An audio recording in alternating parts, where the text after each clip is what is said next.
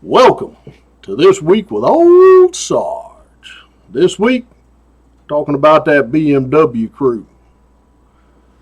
Way back when, way back when I was first assigned to The Hope Station, shout out to you guys. I was wanting to up my game a little bit.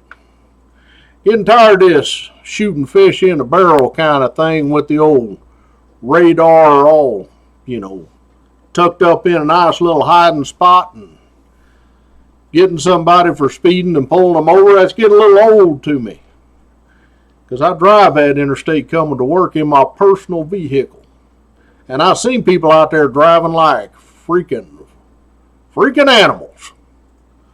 Woo! Jumping right up on somebody else's bumper, flashing them headlights, zipping from one lane to another like some kind of downhill skier. Seeing people hitting their brake lights all up in front of you and swerving, and these guys are almost causing all kinds of accidents. And I'm like, there's got to be a way for a trooper in a marked troop car in broad daylight to sneak up on somebody like that, stop them, and give them what they so truly deserve in the way of a whole big old bunch of traffic tickets. So I had me a think about this. Did a lot of thinking. Decided that I should probably just set up somewhere where I can not be observed by any traffic, and then just watch. Have a nice good sight distance, several seconds at least, because these type of drivers are pretty easy to identify. I call them impatient drivers. Look like they're impatient to get from wherever they were to wherever they're going, and they want to push all this traffic out of the way while they're trying to do it. So to come up with a little more refinement to my plan, decided to sit on the 19 ramp for the westbound side afternoon shift. New York is unloading into Pennsylvania. So I just drive up over the curb there a little bit on that 19 ramp, sit on the grass parallel to the ramp. I got me a pretty good view of traffic going away from me. So I'm sitting there watching and getting an idea of what the regular flow of traffic looks like. I've been doing the job a while, that's normal. All that's normal. And then here come 3 BMWs, and they are smoking. Woo! They in that open right lane, and they got the cold put to her. They are laying the spurs to this thing. They go by, whoosh, whoosh, whoosh. And here they go. Make a move to the center lane, right in traffic, moving over to the left lane. I'm like, holy crap, see people's brake lights coming on? That's the aggressive driver I'm looking for. Throw the old troop car and drive, check 6 there, make sure the ramp's clear, pull out. By the time I get rolling, these guys, they're moving. They're way ahead of me now. But that's all right, because I've decided I'm going to do some stalking. So I head on out there, working my way through traffic, nice and easy. When I can, I put the spurs to it, trying to close up a little distance where I can get a visual on these fellas again. And I try to make sure they don't know I'm a-coming. So I'm being a sneaky bastard, so I keep doing this, heading west. And they're heading west ahead of me, and I'm just tooling right on down through there.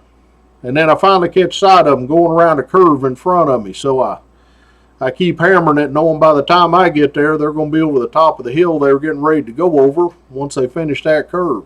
Can't see me. So I keep on hammering down. Now I'm getting a little bit closer. I gotta start blending in with traffic when I figure they could see me. Try to hide that big old roof rack of lights on top. Then when they kind of go out of sight a little bit or can't see me anymore due to the angle, I jump out and start hammering again. 15 miles later, one of the 3, he decides he's had enough. He's going to bail out and just cruise the rest of the way in, kind of nice and easy with traffic.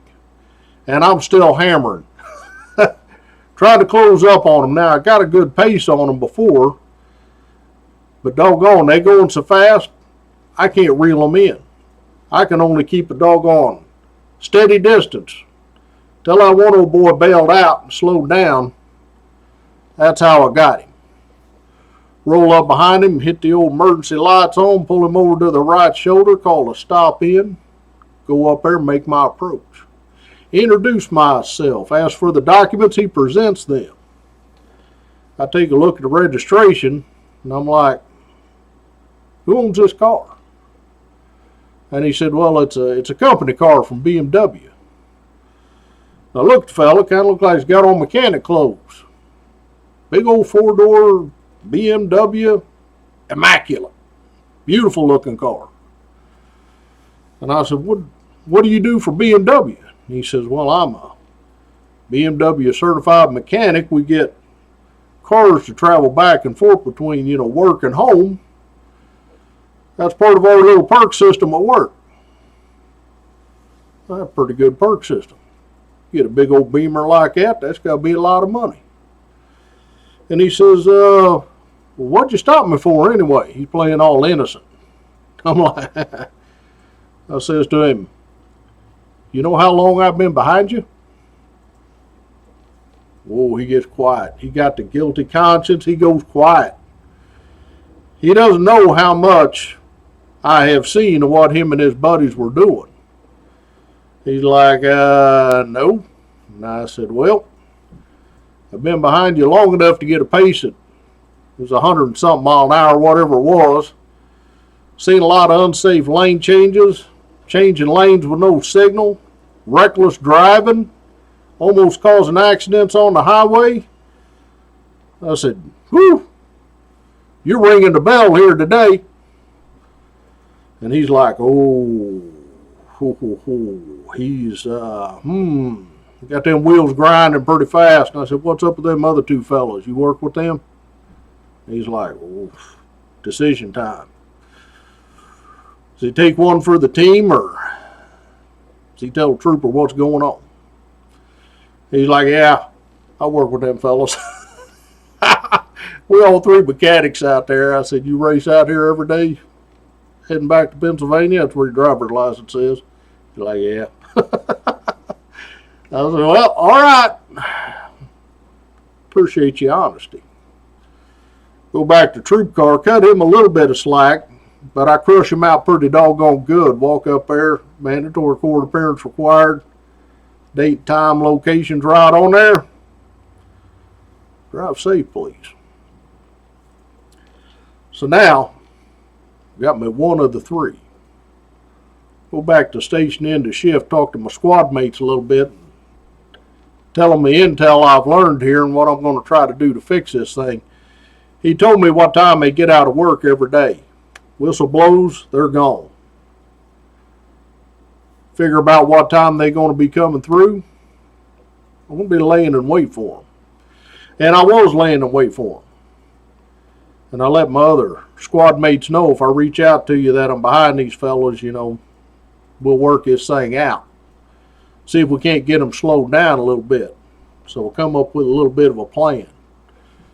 So a couple days later, when I happen to have that same area again for patrol, I'm sitting up there waiting. Just waiting. And here they go. Two of them now. Woof, woof. Same deal. Start stalking them through traffic. Slowly getting closer. Working at it. Trying to. They get slowed down in traffic a little bit, I make a little, and then they take off again. And then they get slowed down, and I make a little. And got a good pace on them again. Let my buddy know they come and this is where they're at. He's like, I can pull in this cut right here. And I said, dude, you see a trooper sitting in the cut, what do you normally do? You normally slow down. No difference here. They pop over there, see the trooper sitting in the cut, they throw out the anchor hard, gives me my opportunity to close up on these fellas. And I tell them, whatever you do, don't pull out that cut. Because I'm coming westbound like a doggone meteor. Wait for me to go by before you pull out. Whoosh, I go right by it, here he goes. So that gives me a little bit of oomph to catch up to these two fellas. Now that one in the yellow BMW, I never caught that fella. He must have Must have known something was up because he put the spurs to her hard. Boom, he ran for the border. That other fella, I caught him. And I didn't give him the same doggone break I gave the first guy. Crushed him out pretty hard. Same deal. Here's your tickets, court date, time, locations on the back. See you there. Woo! Judge pummeled them two fellas a little bit. And I seen that yellow BMW one time after that, but only one time after that. He must have decided to take him a different way home. Because I never saw him again. So, to the one that got away. Maybe some other time we'll catch you. So, troopers, don't do this. Stalking through traffic and all that, it's not a good idea. It's not a safe way to do things. I mean, you really got to be on your game. You got to have a lot of luck with you. You got to know when to say, you know what, that's it. I'm not continuing any further. Got to police yourself, or somebody else will police you, and you won't be happy with how they do it. So police yourself. There was a couple times chasing them fellas, I had to just give it up. I had to just give it up and say, you know what, it's too much traffic. I'm not going to do it. So, keep that in mind. Professionalism, your watchword. So shout out section this week. Shout out to all my B troopers out there doing the JOB, holding true to their oath, doing things right the first time, every time, without fail. So thank you. Thank you very much, and you best be keeping track of each other, doggone it. Military, we appreciate what you're doing out there, at home and overseas. Standing that line, holding that post, keeping us safe. Especially appreciate all the sneaky stuff you're doing all over the world that no one knows about. We appreciate it, so thank you. Thank you very much. So until next week, me and Christmas Pig, bye now.